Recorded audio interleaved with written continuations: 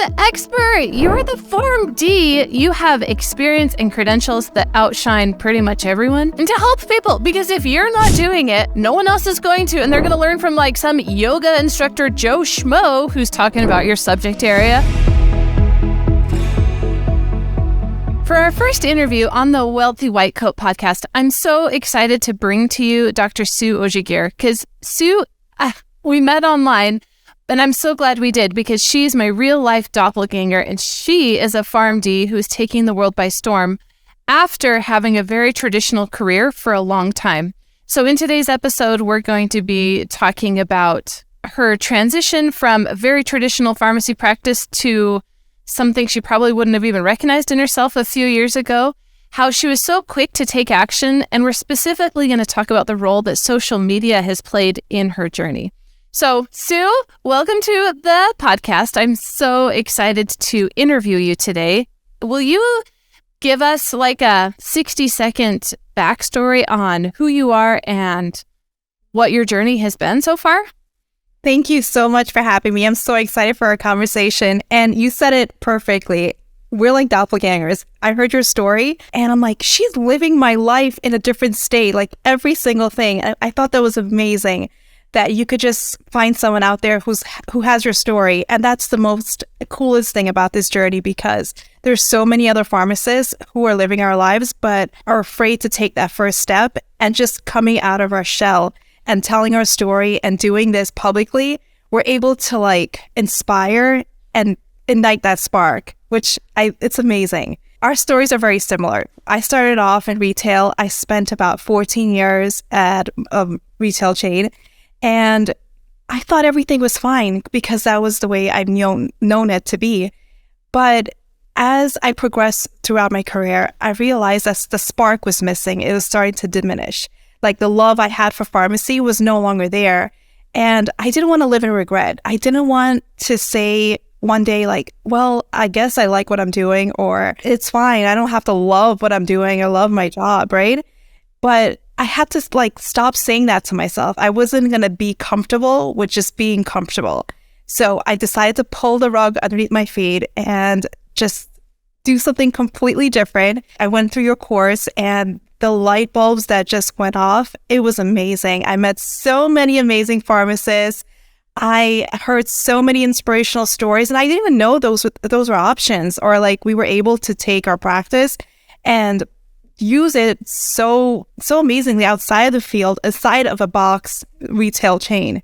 So having these opportunities was just amazing to go through, and it's just been an amazing journey so far. Well, let's talk about the details of the journey. So you enrolled in the course not that long ago. And since then, you've quit your job. You quit your job at your retail chain. You won the award, a National Influencer Award. You've written a children's book and published it. And what else am I missing? Like, give us the details of what you've been doing. I mean, in a matter of months, Sue, a matter of months.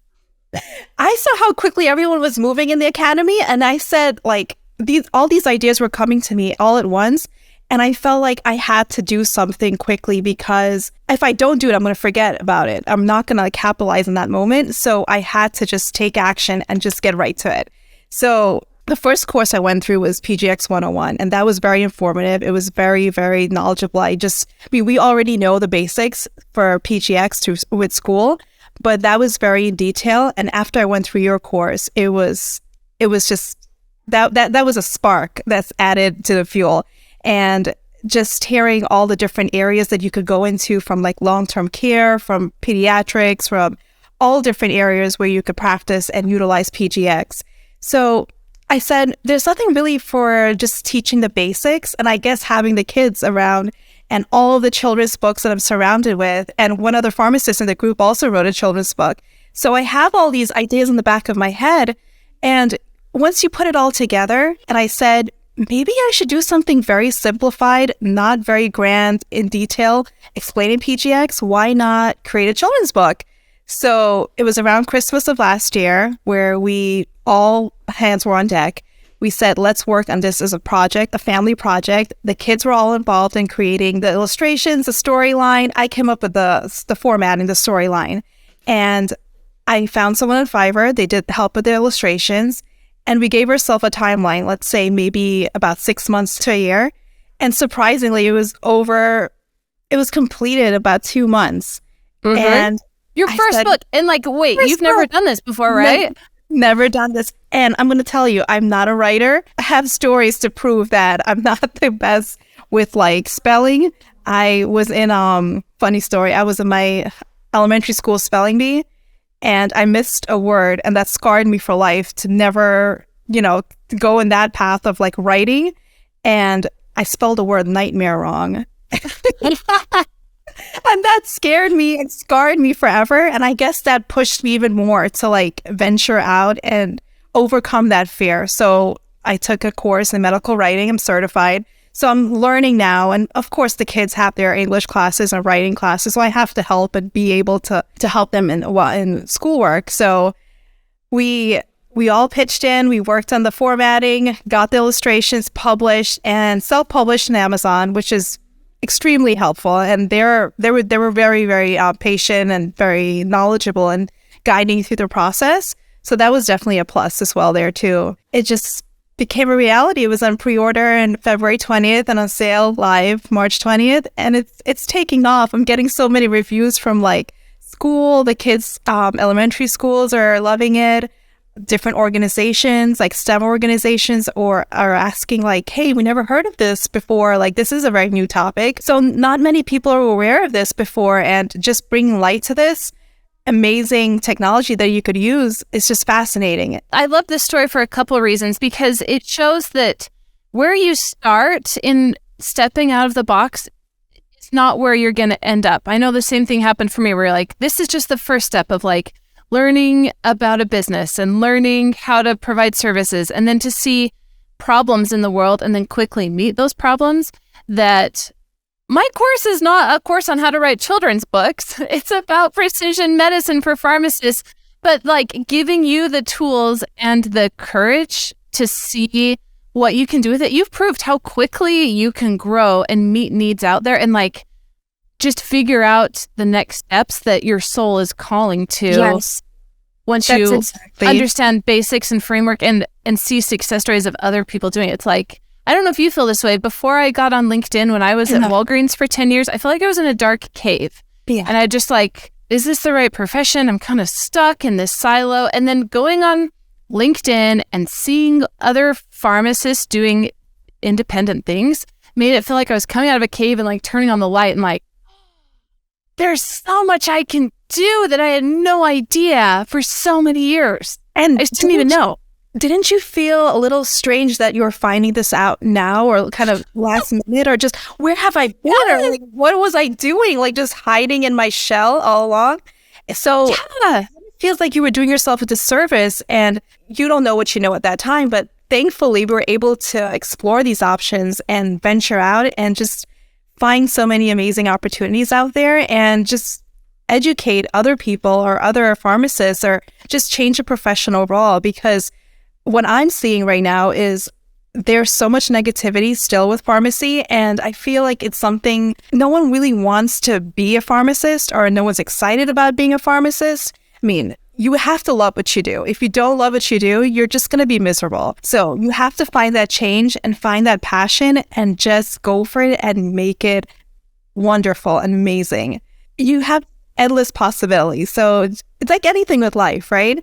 If you're not happy with it, you have to find some way around it and just create it until you get it right. Exactly. And I think the thing that, it hung me up for a long time. At this point, I've talked to more than 300 pharmacists. I know it hangs them up too, that they're worried about taking the right first step. That they say like, okay, I'm stuck. I acknowledge I'm not where I want to be, but if I'm going to do something, it has to be the right thing. Otherwise, it's a waste of time. Like, I have to pick that perfect niche from the beginning. Otherwise, if it's not the right thing, then like, I just wasted my time and money. Do you get what I'm saying? Like, what would you say to someone who's on the sidelines, hungry to change, but spending their energy worried about what the right thing is versus how do we even know what the right thing is? If we all knew what the right thing is, wouldn't we have the lottery numbers, or wouldn't we know what the future holds? I mean, that would be amazing if we had the answers to those things, but we never know. So you have to take that chance. And so many pharmacists that I speak with, or they ask me about my story, like, wow, that's amazing. Like, you're so brave, or that's so great that you were able to do that. I'm like, well, you could do the same thing, and you're so many steps ahead, or you're so much younger, or you took XYZ course, or you're so much further in your studies, so you could easily do this. I felt like it was a harder transition for me because I spent about 14 years just doing one thing. So I felt like I boxed myself in and limited myself. So being able to like speak to other pharmacists who are just very newly grads, or they're saying that it's still nervous or, scary to take that first step, you just have to do it. And I know it seems like the cliche thing to say, just do it. But once you get out there and you're very passionate about what you want for yourself and you believe in yourself, you're going to make it work. You just have to believe in yourself. Okay, so we're going to clarify this, Sue. Okay. There's a new grad watching right now. They're about to take the NAPLEX. Clarify that. What are the next steps? Like, what do you say are the 3 actions that they can do to start finding what they love and to create a brand of their own that's an asset? Take the NAPLEX, pass it. Get all of your credentials that you need to be licensed as a pharmacist. If you want to practice in a particular state, obviously take your MPGe. And honestly, take your course. Oh, my course? I'm not plugging you, but the things that come up in that course, or seeing like the other pharmacists or what opportunities and all the guest speakers that we had, like every single time that I would hear another subject another course load, I'm like, oh my gosh, I never thought about that. I have to email them, or I have to connect with them on LinkedIn.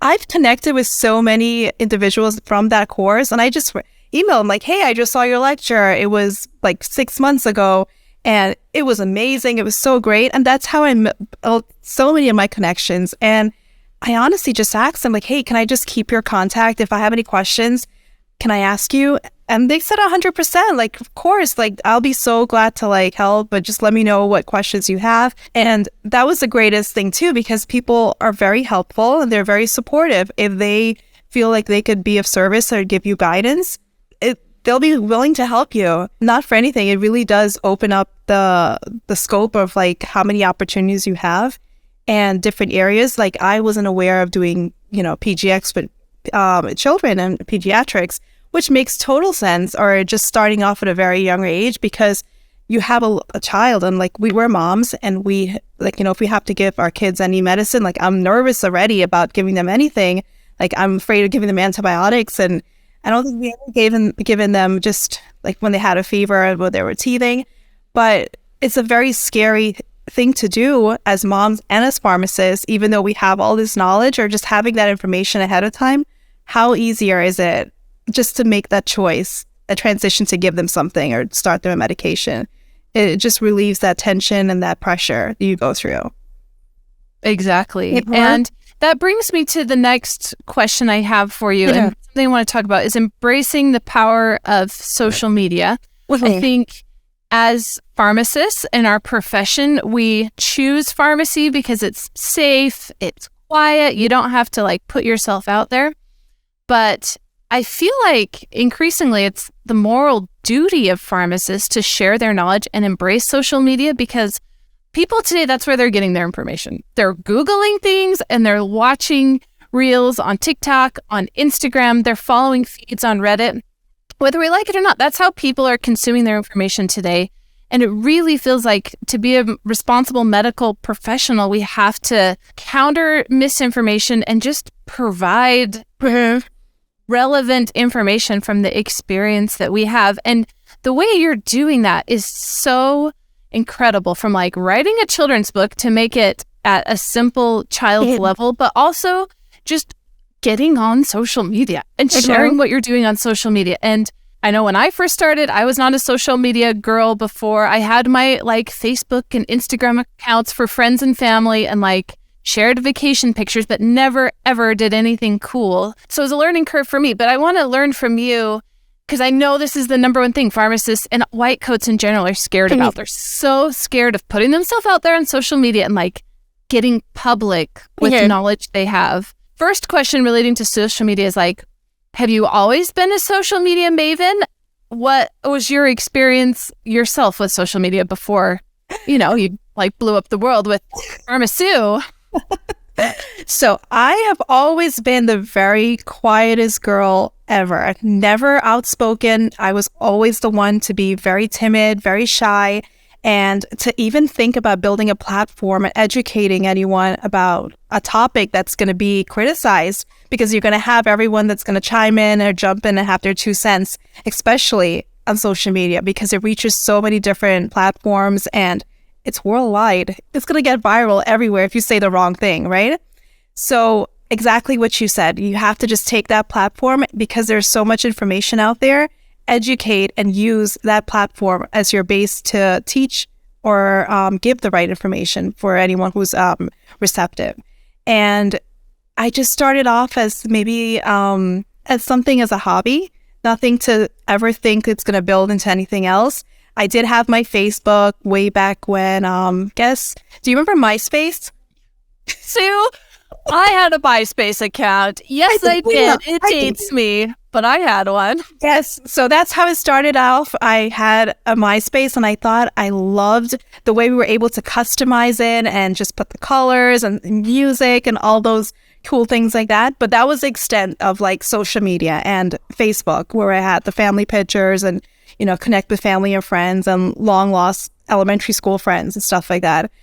But I think I was joking around one day at school, and at school at work, and I said to my text, I was like, hey, I always have these funny stories where, something crazy would happen in the pharmacy. And I said, maybe I should like document this somewhere, or just like say it, or just write it down, or just to keep it up, because it was really funny stories. And that's how I built, or I was able to carry on throughout all of the years of retail. It's because I met amazing patients. I worked with amazing technicians, and I have like a really, really good stories upon stories, those are the moments I cherish, because that's what built my profession, and that's why I love it.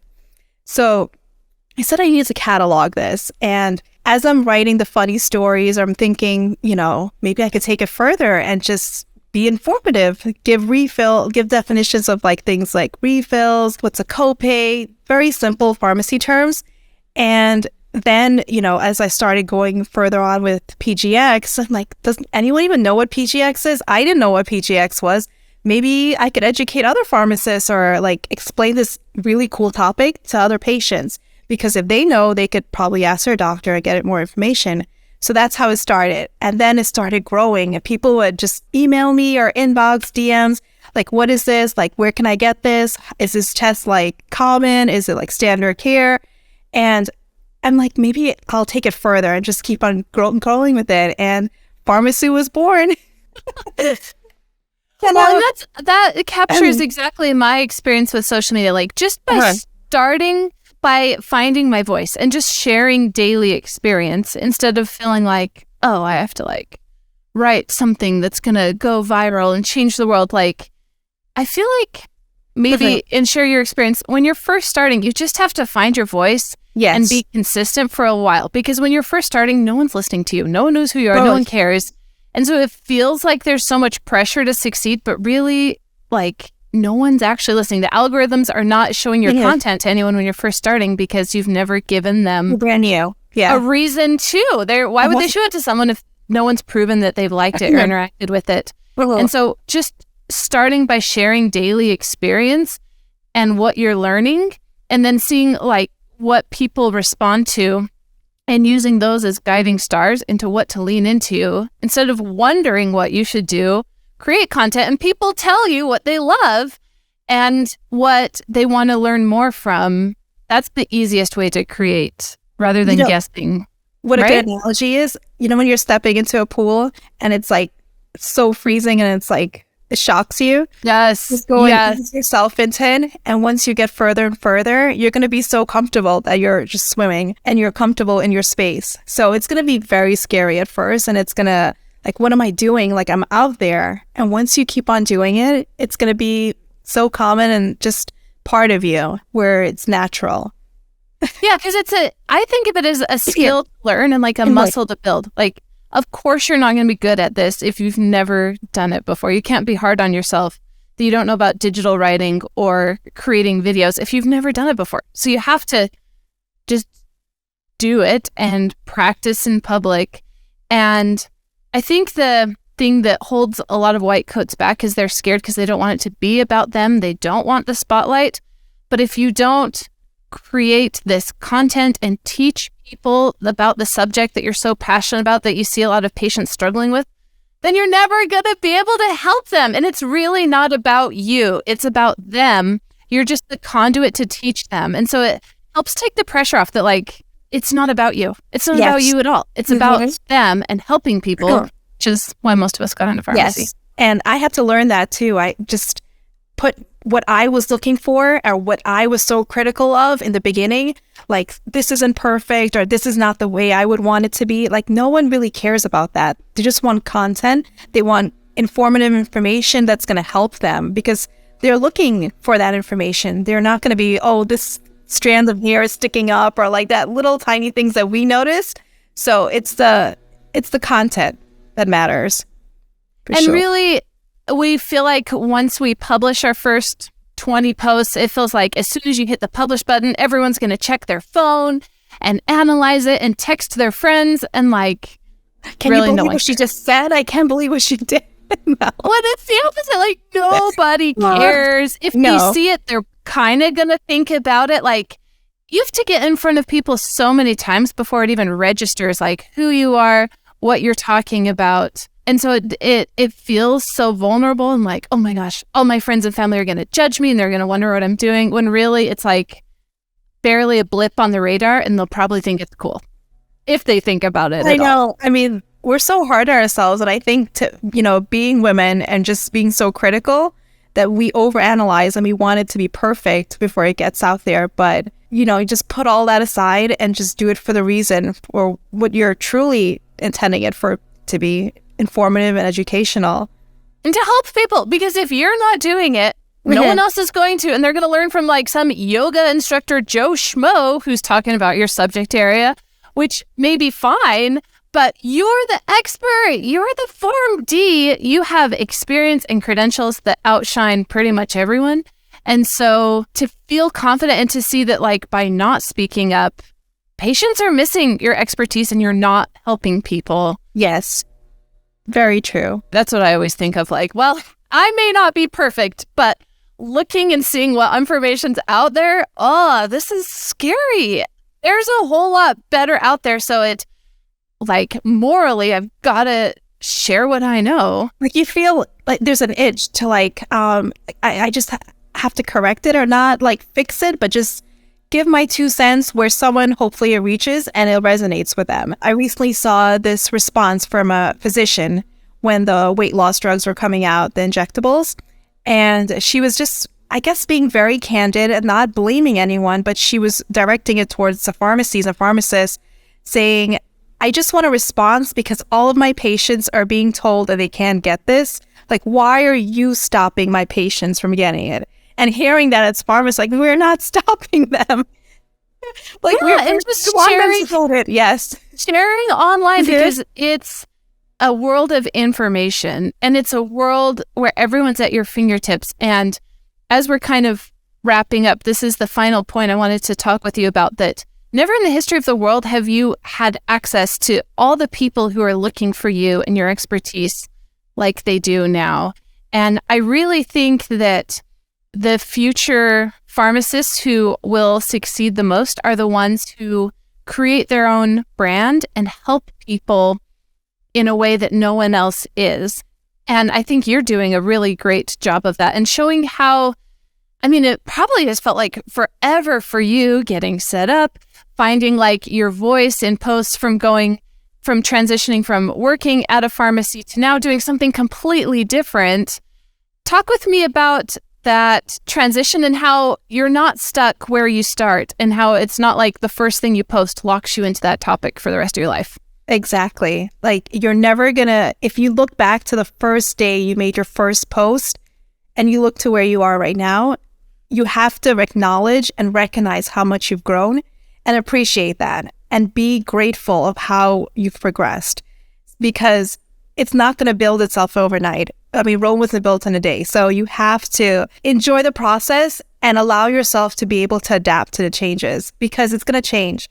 I started off saying I was only going to work in physicians' offices and work with collaborative practices. And that was my thing. I was going to do just that and not, venture out and just think of any other projects. But writing children's books and thinking of doing a series or just doing something else was not in my list.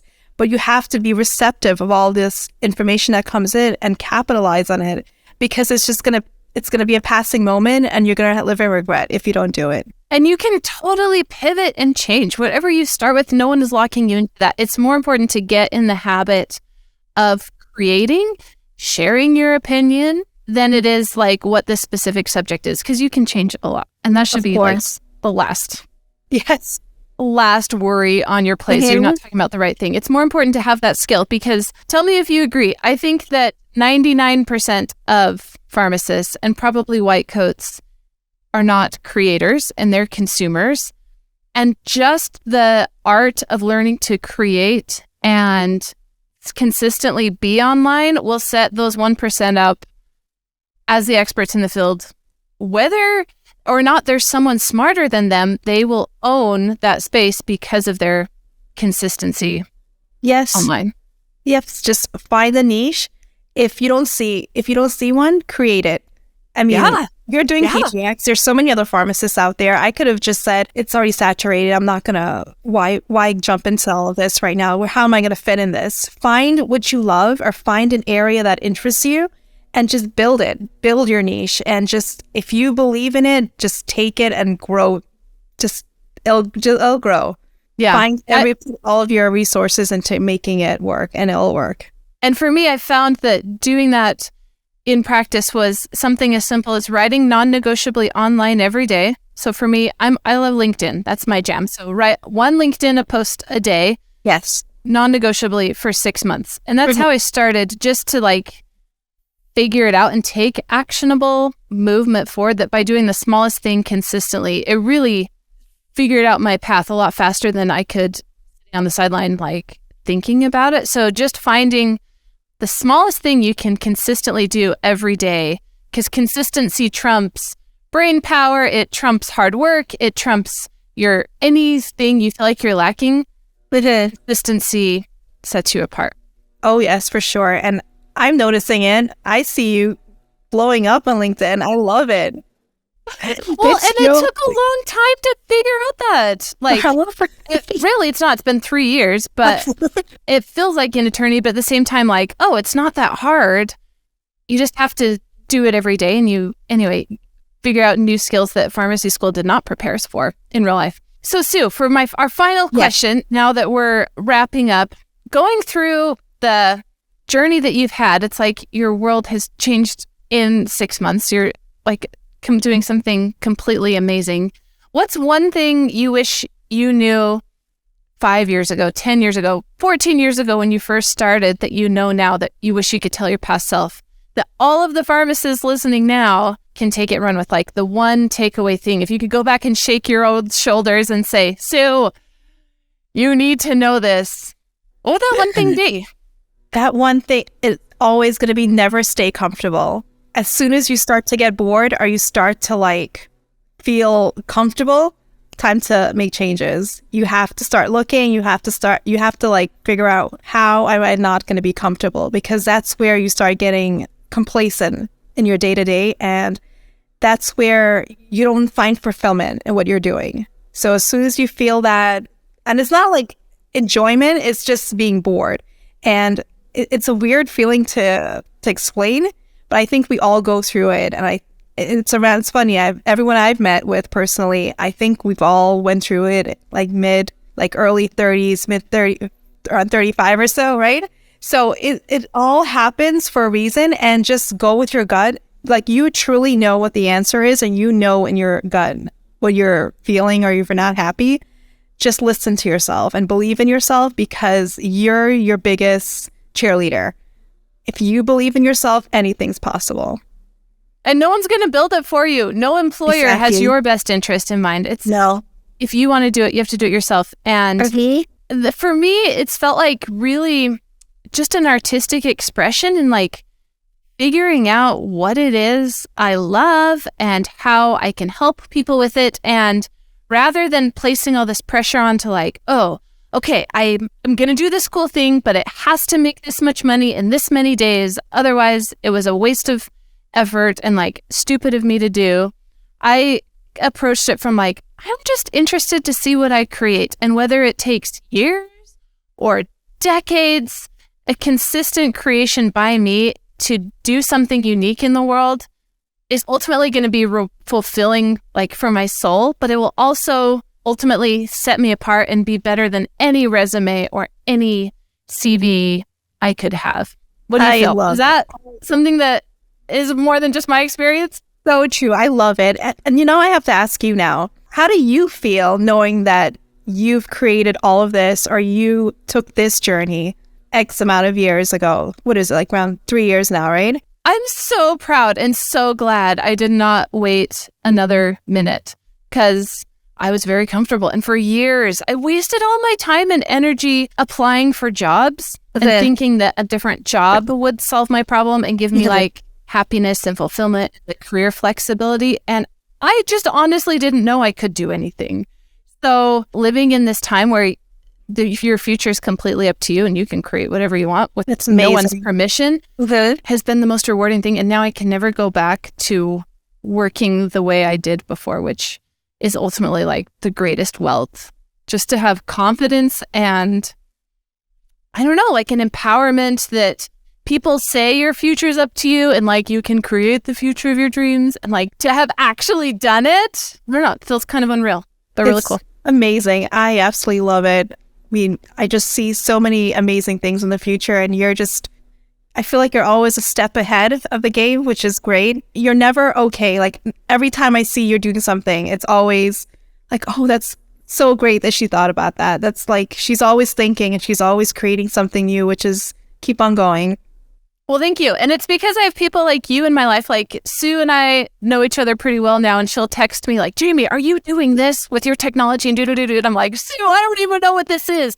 So surround yourself with people who are amazing. We do the same thing on LinkedIn for years. Whenever I heard like a cool podcast, I would like instantly reach out to the host or like the interviewee and like, I loved your podcast. Can I just connect with you and be in your world? And just that habit of reaching out to people, finding who resonates with you, and like introducing yourself and just consciously creating a network of support, so that now selfishly I get Sue in my life. The best thing is you never want to be the smartest one in the room or the table. You always want to learn, and you always want to take in information. And there's so many amazing things out there happening right now that you're just doing yourself so much disservice if you don't like take it and soak it all in. Like just be receptive, because there's a lot going on. So agree, Sue. Okay, so all the people who've listened today are like, oh, I gotta learn more about this Sue and see what she's doing. Where can they find you, Sue? I'm on Instagram, Facebook, LinkedIn. I love LinkedIn too. www.pharmacist.com, and every social media platform on Pharmacist. So you'll find me there. I will put the links in the show notes. You can just click on them. Thank you for your encouragement and your journey. How I think it's so cool how we both spent decade. You lasted longer than me, 14 years in retail pharmacy, chose to change the trajectory of our career. And for you, months, for me, years, have a career and opportunities that are absolutely unrecognizable. Thank you for being so vocal and helping our patients and our kids with precision medicine. Thank you. It was a pleasure. I loved our conversation. Really great.